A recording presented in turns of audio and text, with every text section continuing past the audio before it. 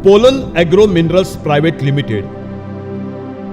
संशोधन, गुणवत्ता, सेवा के साथ हमारा लक्ष्य समृद्ध भारत।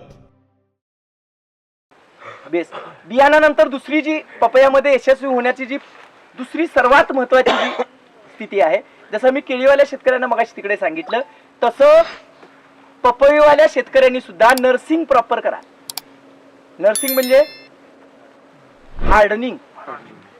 हार्डनिंग रोपं तिकडून आली की त्याला सवय असते रोजचं किमान पाणी, तेवढंच वातावरणातलं लागणारं ऊन, तेवढंच वरती दिलेला त्यांनी सावलीचा म्हणजे साधारण शेडनेटचा भाग मोजून वापून रोजचं अन्न, हे सगळं 15-15 दिवसांचं स्थलांतर, हे सगळं व्यवस्थित त्याला सवय झालेली असते आणि हे सवय झाल्यामुळे ते रोप त्या सवयीला वाढायला सुरू झालेलं असतं। नर्सिंग म्हणजे आकार, उकार आणि संस्कार, ह्याला नर्सिंग म्हणतात। हे सगळं तिथं व्यवस्थित असतं, ट्रॉक वाईज असतं आणि जेव्हा रोपं आमच्या शेतात येतात तेव्हा आपण काय होतं, डायरेक्ट ह्या सगळ्या सवयींच्या वेगळंच काहीतरी चित्र असतं आणि मग ती रोपांनाच कळायचं बंद होतं की मला सुळावर चढवाय आणले का मला लावायसाठी आणले, का तिकडं फावल तसं पाणी। आम्हाला आज जर दसरा असला तर तुम्ही संध्याकाळी 4लाच शेतावर जाताय, दिवाळी असली तर 3 दिवसांनीच जाताय, कोणतरी पाहुणा वारला ह्यो पळाला तिकडं जातच नाही।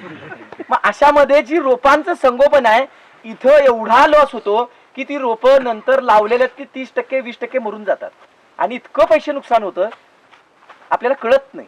म्हणून इथे कटाक्षानं 9 दिवसाचा हार्डनिंग द्या। 9 दिवसामध्ये जसं तिकडे सांगितलं, इथे फक्त दुसरा बदल करा। पपईचे जर रोपांना जर हार्डनिंग द्यायचे असेल तर पपईच्या रोपांना हार्डनिंग देण्यासाठी 50% आणि 30% अशी 2 नेट आणायची। आता केळीला द्यायसाठी किती आणली, 80% आणि 50% आणली। आता पपईला कशी आणायची, 50% आणि 30% आणायची, 2 नेट वेगळी। का तर ती 1.5 महिन्याची रोप आहेत, ती काय 9 महिन्याची नाही आहेत। तेवढं हार्डनिंग मोठं किंवा एवढं दाढ हार्डनिंगची गरज नाही। मग ह्याच्यात करावं काय, जादा होते का, मामा आळस द्यायला लागली जोरात, बरोबर। मग 50% आणि 50% आणि 30%चे नेट आणा। हे 1000-1500 रुपये मध्ये 2 तुकडे येतात। सेम मगाशी सांगितलं तसं बांबूनी 7 फुटा उंचीचा मंडप करा, त्याच्यावर पहिला 50%चं नेट टाका, आलेली रोपं त्या नेटच्या खाली एक वाफा तयार करा, त्या वाफ्याच्या चारी बाजूनं बांध म्हणजे चरी काढा, त्या चरीमध्ये पाणी भरून ठेवा, म्हणजे आत येणारं गरम वारं त्या पाण्यावरनं थंड होऊन आत जाईल, रोपाला झळा बसणार नाहीत। थंडीमध्ये थंड वारं पाटावरती गरम होईल पाण्यावरती आणि आत जाईल, तर म्हणजे चिलिंग येणार नाही किंवा थंडीच्या झळा बसणार नाही आणि पावसाळ्यामध्ये काय पाणी भरून ठेवायची गरज नाही। आणि अशा रोपांना रोज 1 एकराची जी 700, 750, 800 रोपं जी काय तुम्ही लावता, ह्या रोपाला फक्त 50 लिटर पाणी द्या। किती लिटर, 50 लिटर पाणी रोजचं द्यायचं, त्याच्यापेक्षा जास्त पाणी द्यायचं नाही। आणि त्या 50 लिटर पाण्यामध्ये आता तिकडे 13-40-13 सांगितलं, इकडे देताना काय द्यायचं, 0-52-34 द्यायचं। काय द्यायचं आता बघा, सगळं चेंज झालं, थोडंसं चेंज झालं, फार नाही। काय द्यायचं, 0-52-34, त्यातल्या 25 लिटर पाण्यामध्ये 50 ग्रॅम 0-52-34 घ्यायचं। चिलेटेड मायक्रोन्यूट्रिएंट, साधं घ्यायचं नाही, चिलेटेड मायक्रोन्यूट्रिएंट मिक्सचर 25 लिटर पाण्यामध्ये 10 ग्रॅम घ्यायचं। किती ग्रॅम, 10 ग्रॅम घ्यायचं। आणि पोटॅशियम सिलिकेट, जसं पोलनचं कॅप येतं असं 25 लिटर पाण्यामध्ये 10 ग्रॅम घ्यायचं आणि मॅग्नेशियम सल्फेट 10 ग्रॅम घ्यायचं। हे द्रावण पहिला पंपानं दाट मोठा नोजल करून ते पाणी झिपचिपचिप असं गळावं जमिनीवर एवढं स्प्रे करून घ्यायचं। ते 25 लिटर पाणी त्याच्यावर संपवायचं 2-3 वेळा फवारून। ते झालं की 15 मिनिटं थांबायचं आणि 15 मिनिटांवर परत 25 लिटर जे स्वच्छ पाणी शिल्लक राहिले ते स्वच्छ पाणी त्याच्यावरती परत चकचकीत धुवून काढायची रोपं। आता किती 50 लिटर दिलं, पण खतं देणारं पाणी दिलं आणि धुवून काढणारं पाणी, म्हणून पानातून पण अन्न मिळालं, समजतंय। आणि पानातून जेवढं घ्यायचं तेवढं घेतलं, 15 मिनिटांना शिल्लक राहिलेलं पाणी जे अन्न आहे ते धुवून घेतलं, ते कुठं पडलं, कोकोपीट मध्ये पडलं, त्यातनं मुळातला पण अन्न मिळालं। कळतंय का, जादा होते, दोन्हीकडनं अन्न मिळालं। तर रोपं पुढची 6 दिवस एकसारखी, आता केळीमध्ये 4 दिवस ठेवतो, 6 दिवस त्या 50% नेटमध्ये ठेवा आणि रोज संध्याकाळी 4 ते 6 मध्ये अशा पद्धतीने पाणी शिंपडा। हे जर पाणी शिंपडलं किंवा मारलं तर रोपं एकदम छान दांडे तयार चालू होतात, कारण फॉस्फेट पोटॅश तुम्ही बॅलन्स द्यायला आहे। दांडे असे खणखणी तयार व्हायला चालू होतात, दांड्यांचा रंग हिरवा जाऊन पांढरा यायला चालू होतो, पानांचा वरचा रंग हिरवा लागून पोपटी यायला चालू होतो कडा न कळतशा पांढऱ्या करपायला चालू होतात, ह्या करपल्या पाहिजेत. समजून घ्या, ही मॅच्युरिटीची साईन आहे. हे मी काय काय सांगतोय ते. आणि त्यानंतर जे हलक्या वाऱ्याला जी काही तुमची रोप आहेत ती अशी अशी डुलत असतात, ती स्थिर उभा राहतात. आता हलक्या वाऱ्याला झाडं हलत, समजते, किंवा फवारताना पहिल्या दिवशी बघा अशा अशा अशी लटपडतात, ती 5व्या 6व्या दिवशी स्ट्रेट उभा राहतात. हे झालं प्रायमरी हार्डनिंग. सेकंडरी हार्डनिंग काय करायचं, परत ते 50% नेट काढून टाकायचं, 30% नेट लावायचं. 30% नेट लावलं की 7 आणि 8 ह्या 2 दिवसात रोपं पूर्ण पिवळी पडतात. आणि 9व्या दिवशी परत ती तशी हिरवी होतात. 9व्या दिवशी हाय ते पण नेट काढून टाका, रोपं 1 दिवसासाठी पिवळी पडतात, दुसऱ्या दिवशी हाय अशी हिरवी होतात. आता ह्याचं हार्डनिंग पूर्ण झालं. 10व्या दिवशी रोपं तुम्ही लावायला तयारी करा. 10 दिवसानंतर रोपं तुम्ही लावा. एक ही रोप मरत, कारण तुम्ही हार्डनिंग प्रॉपर केलं. आता त्याला कमी उन्हाची सवय लावली, नंतर जास्त उन्हाची सवय लावली, आणि पूर्ण उन्हाची पण सवय लावली. आता ती रोपं हार्डनिंग होतील का नाही होतील. आता इथं अजून एक फायदा काय होते सांगा. ज्या दिवशी तुम्ही 35% नेट आणताय, किती टक्क्याचं, 30%, त्या ठिकाणी आणि ज्यावेळी तुम्ही नेटच काढून टाकताय त्या ठिकाणी तुमची 5 ते 15% रोपं आपोआपच तिथं मरतात. आणि ही मरावीतच. का मरावीत, त्यांना 30% जास्त तापमान सहन होत नाही. ती रोपं तिथं का मरतात, कारण ती कवळ्या बियापासून तयार झालेली असतात. त्याच्यामध्ये जिनोम इतका सस्टेन नसतो की तो पूर्ण उन्हाला सहन करेल. तिथं आपलं आपोआप विरळणी झाली. तिथं मेलेलं रोप फक्त चटक्यान उपटायचं आणि त्या रोपाच्या बाहेर काढून टाकायचं. का, ते सडायला लागलं की त्याचं इन्फेक्शन आजूबाजूला पसरतं. समजतं. रोपं लावायच्या दिवशी सकाळी आता 50 लिटरचं पाणी जे आहे ते 10व्या दिवशी तुम्ही 50 लिटर पाणी 100% बंद करा. ज्या दिवशी लावताय त्या दिवशी अजिबात पाणी देऊ नका. परंतु 9व्या दिवशी तुम्ही पाणी 50 लिटरचं 100 लिटर द्या. आणि शेवटच्या दिवशी पाणी अजिबात देऊ नका. तर कोकोपीटात शेवटपर्यंत पाणी जातं. वरती देणारं पाणी कुठंपर्यंत जातं, तळापर्यंत जातं. त्या पुढच्याच 24 तासामध्ये मुळ्या तळापर्यंत पोचतात पाण्याच्या वेगानं, आणि पूर्ण कोकोपीटात मुळ्या फिरतात. आणि मग कोकोपीट सगळीकडे समान पाण्याचं तयार होतं. वर खाली पाणी जास्त होत नाही. शेवटच्या दिवशी पाणी न दिल्यामुळं खालीपर्यंत ओलावा पुरतो, एक्स्ट्राचं पाणी निघून जातं, आणि पूर्ण कोकोपीट काढलं की कोकोपीटातनं रोप बाहेर येतं. अन्यथा आपण पपई, केळी सारखी पिकं लावताना काय करतो, अरे लावायचे आहेत म्हणून सकाळ सकाळी पाणी बदादा मालतो, आणि मग कोकोपीटात पाणी खाली भरतं, वर कोरडं पडतं, आणि रोप उपटायला गेलं की अर्ध कोकोपीट ट्रे मध्ये, अर्धा हातात. आणि अशी रोपं सहजासहजी जगत जादा होते का. हे बारकावे सांगायला, अजून औषधापर्यंत पोचलेलो. हे शिकला की मग तुमची पपई नको म्हणली तरी येते. फक्त हे शिका, ठीक आहे. आता इथून तुम्ही सांगलीकडे चालला की भिव घाटात जिथं सुरू होतो त्याच्या अलीकडे 3 किलोमीटर उजव्या बाजूला तुम्हाला 16 एकर पपईचा प्लॉट दिसतो. आमचे सांगलीतले शेतकरी आहेत, माझ्या बरोबर खूप वर्षापासून आहेत. 13 वर्षापासून तो माझे शेतकरी आहे. मी पोचलेलो नाही, त्याने मला मगाशी फोटो पाठवले, पण त्याला मी 13 वर्षापासून जी पपई तिथं शिकवली ते आता प्लॉट आहे. वेळ मिळाला की जाऊन बघून या. 16 एकराचा प्लॉट आहे. आज जमिनीपासून 1.5 फुटापासून फळं लागलेत. पत्ता तुम्हाला एकनाथ पाटील म्हणून शेतकरी आहे, भागाने शेती केली आहे. तो मूळचा कोरेगावचा आहे, पण इथे कुठल्या तरी शेतकऱ्याची भागाने घेऊन शेती त्यांनी केली आहे. पाणी कमी आहे, फार मुचकं पाणी आहे, पण उत्तम पपई आहे. दुसरं वर्ष आहे. पहिल्यांदा तिथे पहिलं पीक त्यांनी कलिंगड केलं, ते संपलं, आता पपई केली. 50 लिटर पाणी एकदाच द्यायचं का संध्याकाळ सकाळ संध्याकाळ? नाही, फक्त संध्याकाळी 4 ते 6 मध्ये एकदाच, 24 तासात एकदाच. ज्यादा होते का, नाही उठू नका. मग पाणी प्यायचं, त्यांना मागा पाणी देतो की जाग्यावर. पुढे जायचं. हार्डनिंग समजलं, समजतंय. ज्या दिवशी रोपं लावायची त्या दिवशी पाणी द्यायचं, पाणी मारायचं नाही. एक दिवस आधी डबल पाणी द्यायचं आणि दुसऱ्या दिवशी अजिबात द्यायचं नाही. तर ओलावा मेंटेन होतो आणि रोपं उपटताना सगळं ट्रे सकट, म्हणजे त्या कोकोपीटच्या सीडबॉल सकट येतात. कळतंय. पुढे जाऊया. आता रोपं लावतानाच्या शेवटच्या दिवशी एक काळजीपूर्ण एक फवारणी घ्या, आणि मग रोपं सकाळी फवारणी घ्या, आणि 10 वाजल्यानंतर तुम्ही रोपं लावायला चालू करा. ती काळजीपूर्ण फवारणी काय, काळजीपूर्ण फवारणी काय फार महत्वाची आहे बरं का.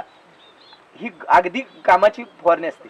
ही काय करायची, तर तुम्हाला बाजारात आजकाल बॅक्टेरियाचा एक कन्सोर्टिया मिळतो. काय मिळतो, कन्सोर्टिया म्हणून मिळतो, ज्याच्यामध्ये ट्रायको, सुडोस्पॅसिलोमायसिस, NP आणि K असं एक एकत्र सगळंच येतं.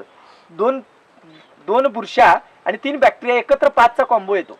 ह्याला साधारण 50 लिटर पाणी घेतलं, जे काय 50 लिटर किमान वरच्यावर पाडायचं, 25 लिटर पाणी घेतलं, त्या 25 लिटर पाण्यामध्ये 1 लिटर टाका तो कन्सोर्टिया, त्याच्यामध्ये एक अर्धा किलो गूळ टाका आणि त्याच्यामध्ये कॅप जे औषध आहे, जे स्ट्रेस रिलीजर आहे, ते 25 लिटरला 15 ग्रॅम टाका. आता 10चं 15 केलं आणि हा कन्सोर्टिया तुम्ही त्याच्यामध्ये दाट फवारा.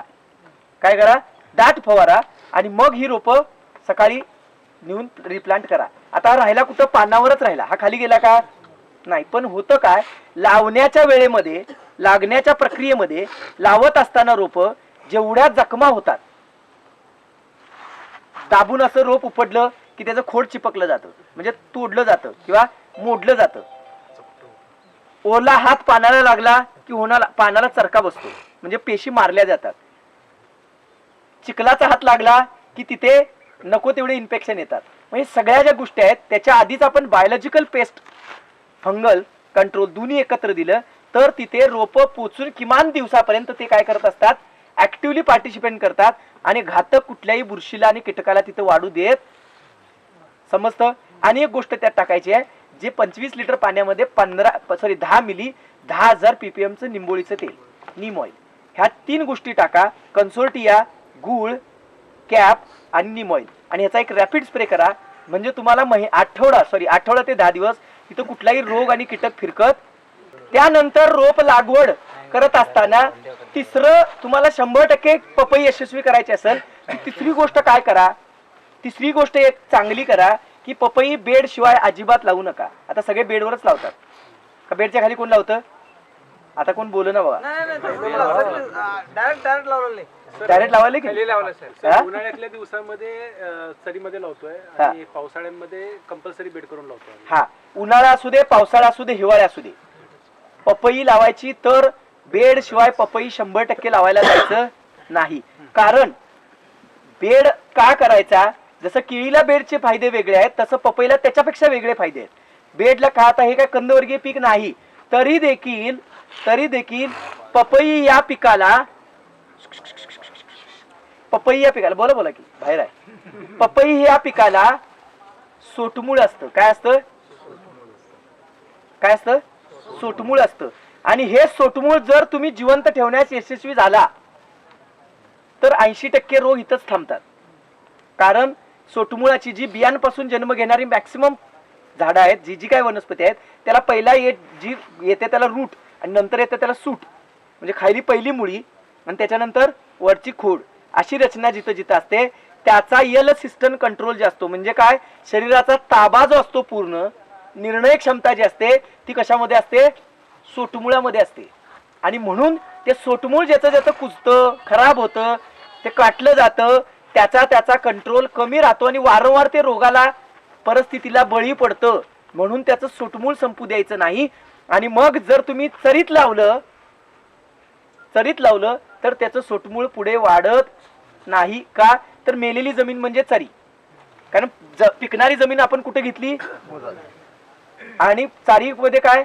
मृत जमीन. मृत म्हणजे ज्या जमिनीत कस नाही, अशात जाऊन जर रोप लावलं तर त्याचं सोटमूळ पुढे वाढत नाही. कारण ती जमीन चिवट असते, हार्ड असते आणि ती पाणी उभा करून ठेवते, पाणी जास्त आत घेत आणि तिथं सोटमूळ मग वाढत.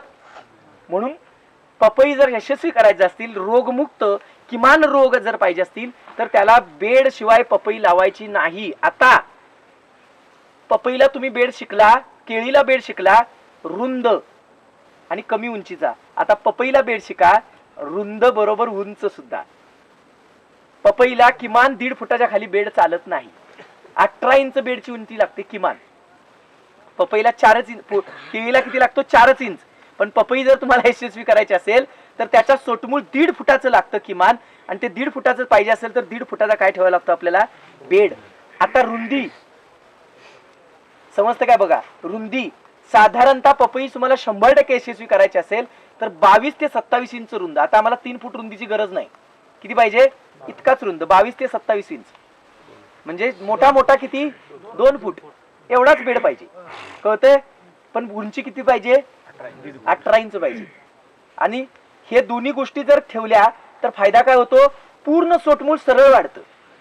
आणि ज्यावेळेला 1.5 फुटात वाढतं त्यावेळेला त्या शरीराचा पूर्ण ताबा त्या सोटमुळावर राहतो.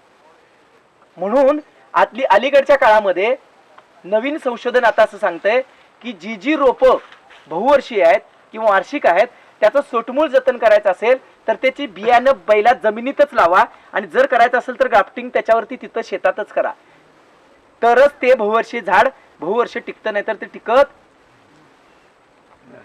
नाही. तरी म्हणा कळतंय. दुसरा, यशस्वी पपई लावायची असेल तर बेडवर शिवाय लावू नका, आणि बेड कसा पाहिजे 2 फूट रुंद 18 इंच उंच. हा सांगतो की मी, माझ्या पुढे तुमची गाडी नको आहे की नाही, थेंबा थेंबाने जाऊया तळ्याकडे. तर बेड समजला का.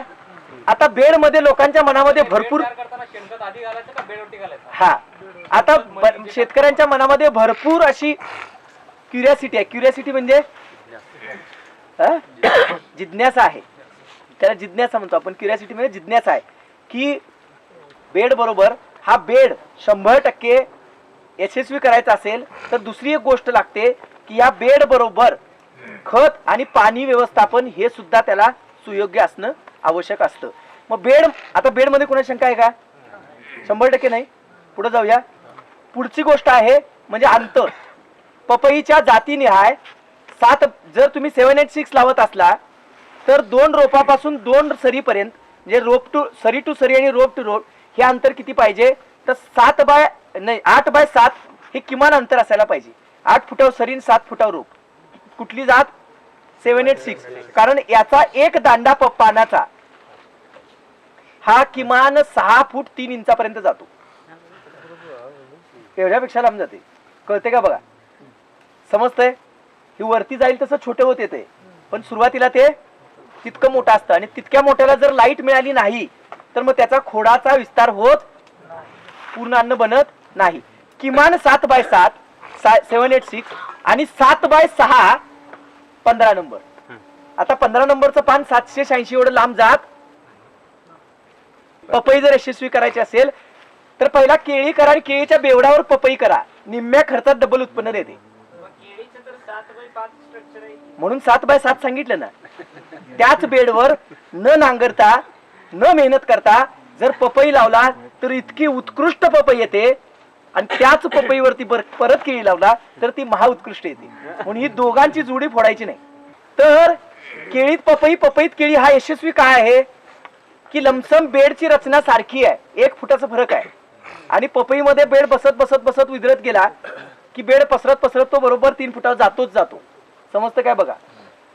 आता त्याच्यामध्ये तुम्ही केळी लावली तर कशी लावावी तर 1-2 महिन्यात तुम्हाला पपई शेवटची काढायची आहे, त्याच्या आधीच खड्डे घेऊन बेडवरती केळी लावून टाका, आणि शेवटी केळीचं वरनं पपईचं वरचं फक्त डोकं उडवा. पपईचं डोकं उडवलं की ते पपईचं जे झाड आहे ते सुकतं, आणि सुकून जमिनीवरती कोसळतं. बाकी काही करायची गरज. शेवटचं पान जिथं आहे तिथनं मुंडकं त्याचं उडवून टाकायचं. त्याला काय फुटवा नंतर लय जुने पानातनं फुटवा फारसा नंतर येत नाही. जर उघडं पडलं वरचं तर फारसा फुटवा येत नाही, ते वाळून जातं. आता पपईत काय वेगळं करायला लागतं का. आपोआप केळी वाढायला लागते, पपई सुकायला लागते. पण पपईची जी मुळं आहेत ही जमिनीत इतकी खोल आणि इतक्या दूरपर्यंत गेलेली असतात की जशी जशी जशी पपई सुकत येईल तशी तशी मुळांचा आकार छोटा होतो, आणि केळीच्या मुळांना जागा तयार होतात, आणि मग जमिनीमध्ये नॅचरल मशागत केली जाते. जितका तुमचा ट्रॅक्टर खोल जात नाही तेवढं सुद्धा त्याचं मूळ काय करतं, खोलपर्यंत नेऊन ऑक्सिजन पाणी पुरवठा करत राहतं. त्यामुळे उत्तम वाढते केळी पपईमध्ये. समजलं. आता केळी चांगली घेतली, उत्तम घेतली, आता तुम्हाला पपई करायची आहे तर काय करावं. केळी संपली, काढणी झाली की सगळं मेन झाडाचं शेंडा उडवायचा. आता काय फोडवं ठेवायचं नाही. शेंडा उडवला की त्याला पिल्ली येतात भरपूर सारी. ही पिल्ली आली की 2,4-D त्याच्यावर फवारून टाकायचं. जसं 2,4-D फवारलं की दुसऱ्या तिसऱ्या दिवशीच केळी आपोआप जमिनी दोस्त होऊन जाते, आपोआपच पडते. सरांनी केले, ऊस लावलाय पपई केळीतच ऊस लावला बिन नांगरता, स्वतःच सरांनी लावलाय, बसले त्यांना विचारा. उत्तम ऊस आहे. समजतं काय बघा. आणि कुणीतरी मला फोटो दाखवत होतं. नाही, आम्ही केळीमध्ये पपई जर लावला तर 2,4-D पपईला काय होत नाही. सांगतो की पुढे. जशी केळी संपली, बरोबर उत्कृष्ट आहे, पण मी ते सांगणारच आहे. जशी केळी संपली, केळी मरून गेली, कारण 2,4-D त्याच्या शरीरात गेले की तिथून पुढे पिल्ल येत नाही. आलं तरी जमिनीवर येत वाकडं वाकडं मोडून पडतं. असं 15-20 दिवसानंतर केळी संपूर्णच जाते, काय राहत नाही केळी. 5 ग्रॅम पावडर किंवा 10 मिली लिक्विड असं टुफोडी घ्यायचं आणि फवारलं. फक्त आजूबाजूला द्राक्षवाले आहेत का बघण्याचं त्यांचं वाटोळ लावशील. द्राक्षच नाही साहेब, कुठल्याही पिकावर जातात. नाही कुठलेही नाही जात, नाही, फक्त द्राक्ष, तोर मिरची, हा मिरची, हा. वेलवर्गीय पिकांना वेलवर्गीय असं नाही. तृणधान्याला काय होत नाही. तृणधान्य म्हणजे मका, ज्वारी, बाजरी, गहू ह्याला काय तुरफुरणी फारसं फार फरक पडत नाही. फरक कशाला पडतो? बागायती पिकं, कळते काय, त्याला तेवढं जरा जपून. उसालाही काय फार फरक, तुफुर्डीला फरक पडत नाही. नाही उसामध्ये चालते ते. उसामध्ये डायरेक्ट मारतो की मी. हा, तेच की म्हणूनच सांगतो, काळजी तेवढीच घ्या हो. आणि मारलं तर दुपारचा फवारा. कधी फवारा? दुपारी फवारा. दुपारी म्हणजे जिथं वारं चालत नाही तेव्हाच फवारा. आणि पिल्लर छोटी असतानाच फवारा. 5 इंची पिल्लर असं करून मग ते 500 मीटर जाते. मग ते दुसऱ्या दिवशी म्हणते माझी द्राक्षाची पानं वर का बघायला. तसं काय करू नका. तर दुपारीच फवारा. ऊन नसतं त्यावेळेला, वारं चालत नाही, तर ते जास्त दूर पर्यंत जात नाही. पुढे जाऊया. एकाच ठिकाणी चिकटायला नको. तर त्याचाच दुष्परिणाम जमिनीत पण पडलेला शेष भाग असतो. तो केळी, पपई लावलं तर पपई सुद्धा वेडी वाकडी येते. हे होऊ नये म्हणून काय करा की ड्रीपनं डायरेक्ट थेट 20 ते 22 दिवस झाले की त्याच्यामध्ये थेट काय करायचं, 2 किलो कळीचा चुना सोडून द्यायचा. 2 किलो कळीचा कॅल्शियम कार्बोनेट सोडला की टोपोडी सोडियम सॉल्ट त्याच्याबरोबर न्यूट्रल होतो. त्यात काय शिल्लक राहत नाही. आणि त्यातनं पण काय शिल्लक राहू नये म्हणून सरळ 2 मजूर घ्यायचे आणि स्ट्रेट वे आपल्याकडे घरामध्ये अल्कोहोल असतं, घरामध्ये नसतं, विकत आणायचं. बायका पित नाही, अल्कोहोल विकत आणायचं. ते प्रति लिटर पाण्याला 5 मिली घालायचं. अल्कोहोल प्रति लिटर पाण्याला 5 मिली. आणि त्याच्याबरोबर सायट्रिक ऍसिड 3 ग्रॅम. हे 2 टाकायचं आणि हे 2 टाकून पाणी ते पूर्ण बेडवरती फवारून द्यायचं. म्हणजे जो साल्ट आहे, 2,4-D साल्ट, हा पूर्ण न्यूट्रल होतो. आणि हा न्यूट्रल झाला की 2,4-Dचा शेष भाग सुद्धा शिल्लक राहत नाही. मग पूर्ण पाणी चालवा, बेडमधनं बाहेर दिसतं. 4 दिवस थांबा, पपई लावा. अप्रतिम पपई येते. समजतं काय येते? कारण कंद कुजत जातात, वर्षभर कुजत असतात, 1.5-2 वर्ष कुजतात. त्यामुळं केळी, पपई तुम्हाला डे बाय डे रंग वेगळा दाखवते. उच्च उत्पन्नाकडे नेते, कमी पैशामध्ये. कळतं? ठीक आहे. केळीत पपई, पपईत केळी ही एक चांगली जोडी आहे, जी आज आम्ही गुजरातमध्ये रुजवली आहे. आणि उत्तम गुजरातमध्ये आता लोक इतकी खुश आहेत. केळीत पपई, पपईत केळी, केळीत पपई 5-5 पिकं झालं, जमीन नांगरलेलीच नाही. खर्च किती वाचला, वेळ किती वाचला. एक पिकातनं दुसऱ्या पिकात जायला 2.5-3 महिने वाया जातात.